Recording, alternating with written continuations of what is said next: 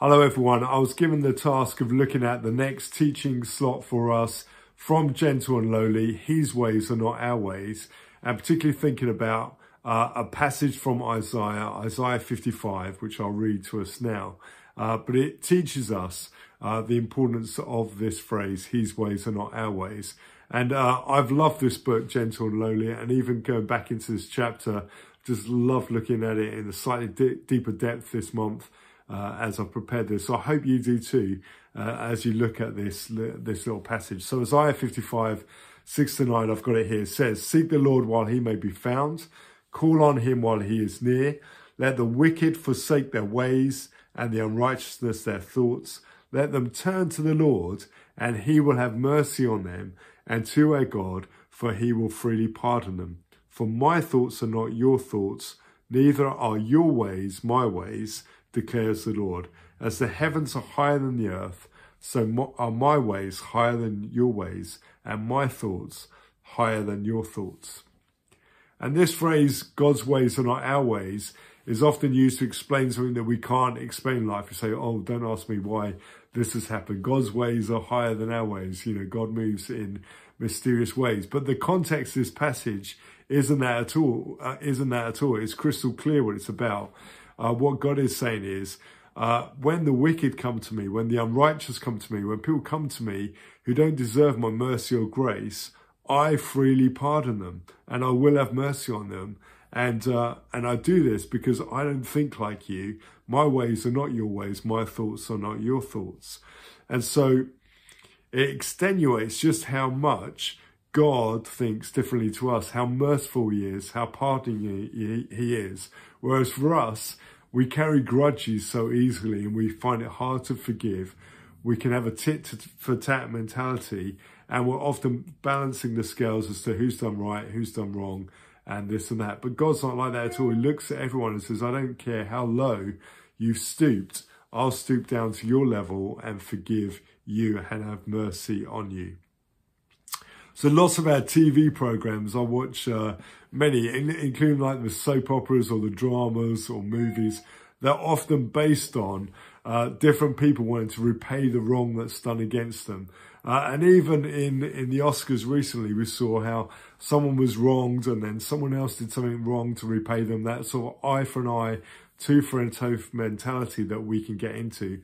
But God says, that's not what I'm like at all. What I'm like is when you come to me with the wrong that you've done, when the evil you've done, I will forgive you your foolish ways. I will forgive you for your sinfulness. And so he's very different to us.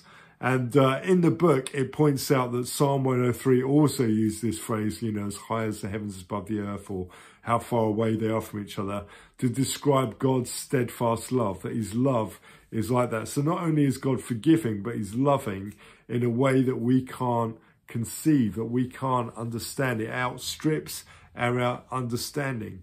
And so Jesus, when he talks about being lowly of spirit, even though he lived in heaven and he came down from heaven to earth, he's again saying, this is how much God loves you, that he came from heaven.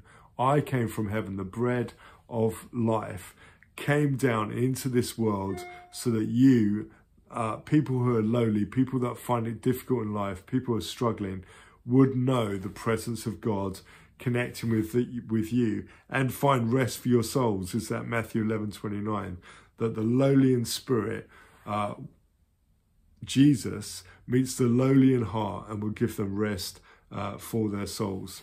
So Jesus exemplified this when people came to him who were mean to him, who betrayed him, the Romans who killed him, those who turned against him on the cross. When you read that Easter story, you see that Jesus didn't smite them from heaven or send lightning bolts down from heaven to destroy his enemies. But he, as he said on the Sermon on the Mount, said, love your enemies. So Jesus did that on those final days of his life.